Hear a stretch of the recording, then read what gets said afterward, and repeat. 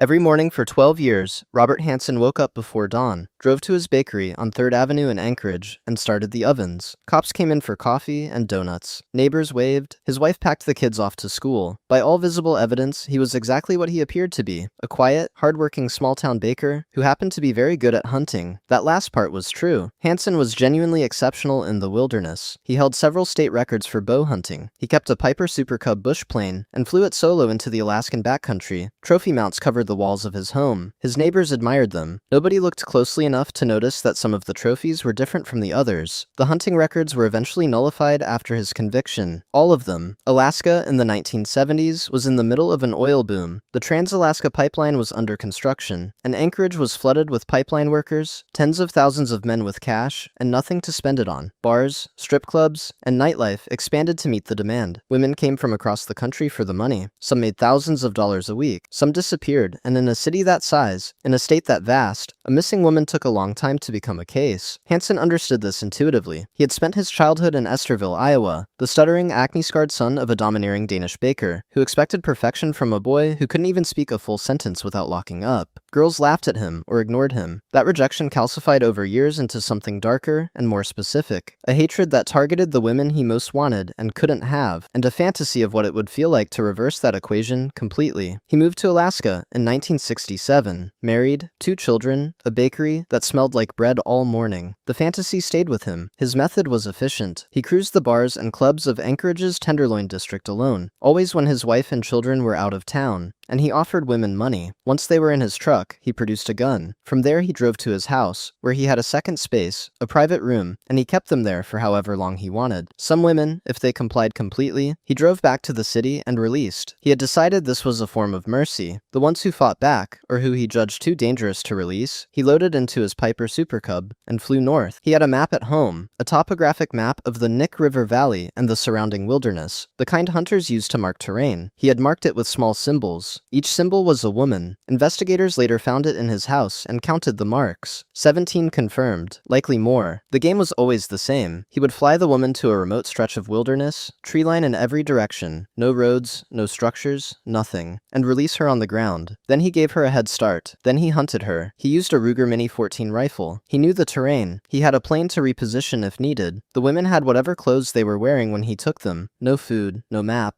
and no idea where they were. Most of them had never been in wilderness like this in their lives. None of them made it back. For the women found, it was the map that told investigators what had happened. The remains were recovered at the marked coordinates, often miles from any road, and terrain so remote that some had taken years to locate. Some showed evidence of sustained captivity before the final flight. Some didn't. Hansen's preferences were inconsistent in ways that investigators found difficult to profile, because the pattern wasn't about a consistent method. It was about control, and he exercised it differently each time. 12 years, at least 17 women. The Anchorage Police Department had received missing person reports on many of them, looked at the demographic, dancers, bartenders, and women working the bars and clubs of Anchorage's Tenderloin district, and in most cases, filed and moved on. The investigative assumption, institutional and largely unexamined, was that these women had simply left. Women like that moved around. Women like that didn't always have people looking for them. Hansen knew this. It was part of the method. June 13th, 1983. Her name is Cindy Paulson. She is 17 years old, working the late-night circuit in Anchorage, bars, clubs, the kind of work the oil boom had made lucrative, and at approximately midnight a man pulls up alongside her in a car and makes an offer. He is small, soft-spoken, a little awkward, a stutter, nothing that raises alarm. She's dealt with 100 clients who looked exactly like this. Unremarkable men with ordinary faces who want ordinary things. She gets in. What happens next moves fast. He drives her not to where he said, but to a house. She understands immediately that this is wrong and tries to leave. He produces a gun and handcuffs her wrists in front of her body. The gun makes clear that the conversation is over. He takes her inside to the private room, and what happens there over the following hours is documented in her testimony and will not be recounted here. She survives it. She is conscious throughout. When it is over, he tells her they are going on a trip. He walks her to his car at gunpoint, still handcuffed, and drives through the dark city toward Merrill Field, Anchorage's small municipal airfield. She can see the plane ahead through the windshield. She can see him preparing to load gear. She doesn't know the specific details of what he has done to other women. She doesn't know that yet, but something in the logic logic of the situation is screaming at her with a clarity that cuts through everything else. If she gets on that plane, she will not come back. He steps out of the car to load equipment. His back is turned. Cindy's wrists are cuffed in front of her, which means her hands are at least together. She looks at the car door. She doesn't know for certain it will open from the inside. Some cars didn't, used this way, with the inside handles disabled, but she reaches for it anyway. The door opens. She runs. Barefoot, wrists shackled, bleeding. She runs across the gravel runway toward the only light she can see, the glow of the road beyond the field. Behind her, she can hear Hansen, but she doesn't look back because looking back costs a fraction of a second, and she has none to spare. She hits the road. A truck driver named Robert Yunt sees a barefoot teenage girl in handcuffs running down the highway at close to midnight and stops. She climbs in screaming. He drives her to a motel nearby, where she gets out and a security guard calls the police. And by the time the patrol car arrives, Cindy is sitting on the edge of a motel bed, shaking, trying to pull the handcuffs off her wrists, which are bleeding from where the metal has cut in. She is hysterical, and she is 17, and she is alive. The detective who took her statement that night got more than he expected. Cindy Paulson, in the hours after her escape, with adrenaline still flooding her system and her wrists wrapped in bandages, gave one of the most detailed victim accounts Anchorage law enforcement had ever received. She described Hansen's car, the make, the model, the interior. She described his house, the street, the layout, the decor, specific objects she had noticed. She described the gun he had used, accurately enough that investigators recognized it. She gave them the airfield and described his plane well enough to identify it. She provided his first name. On the drive to the hospital, the patrol car passed Merrill Field. She recognized it and pointed it out. She remembered which section of the airfield he had parked at. Investigators noted this. What happened next is one of the more disturbing institutional failures in the case. Anchorage police took her statement, identified Hansen within days, and went to question him. He denied everything and produced an alibi from a friend, a well-known local figure who vouched for him. Robert Hansen, baker, family man, record-holding hunter, had been arrested before and had always walked. The police accepted the alibi. They noted Cindy's age, her background, her line of work. They dropped the case. Hansen remained free. For 3 months after the night at Merrill Field, he went about his life, opened the bakery, fed his kids breakfast, flew his plane into the backcountry on weekends. He had walked away from the justice system before, and he had done it again. What he didn't know is that a state trooper named Glenn Floth had been working a separate missing persons investigation, tracking patterns in the disappearances of women across Anchorage, and the name Robert Hansen had appeared in his files. When Floth learned that Anchorage PD had a live witness who had named Hansen and been dismissed, he pulled everything Cindy Paulson had reported and read it carefully. He believed her. Floth contacted the FBI and built a case around the behavioral evidence, the geography, the method, the victim profile, and the physical evidence Cindy had left behind, knowingly. Here's the detail that gets quietly past most people. On the night Hansen drove her to the airfield, Cindy had deliberately left traces in his car, hair, fingerprints she had made sure to place. She had no guarantee she would escape, so before she ran, she had been leaving a trail. A search warrant was issued for Hansen's property, his plane, and his car. What investigators found inside his house ended the question of his guilt before he could open his mouth. Jewelry belonging to missing women, identification cards from victims, the topographic map with its 17 small marks, packed away in a hidden space he had clearly used many times, the organized archive of a man who had been doing this for 12 years and had never expected to be caught. He confessed in January 1984. He pleaded guilty to 4 murders in exchange for life imprisonment rather than execution, then spent hours with investigators walking through the map point by point, explaining what each mark meant. He was sentenced to 461 years plus life without parole. He died in prison in 2014 at 75 of natural causes. The 17 marks on the map were women who encountered exactly what Cindy Paulson encountered on the night of June 13th. The car, the gun, the handcuffs, the house, the plane. The difference between their outcomes and hers was a car door that opened, and the fact that she had paid attention. Every detail she memorized, every object she noted, every deliberate fingerprint she pressed against a surface in a house she was never meant to leave. She was 17, barefoot on a gravel runway at midnight, with her wrists shackled, and she was already building a case. Cindy Paulson is a grandmother today. She has spoken about the night publicly, many times, with a clarity and composure that still catches interviewers off guard. Robert Hansen confessed to 17 murders between 1971 and 1983. The actual number is believed to be higher. Several victims have never been identified. Cindy Paulson's testimony, which Anchorage police initially dismissed, was the direct cause of his arrest, his search warrant, and his conviction.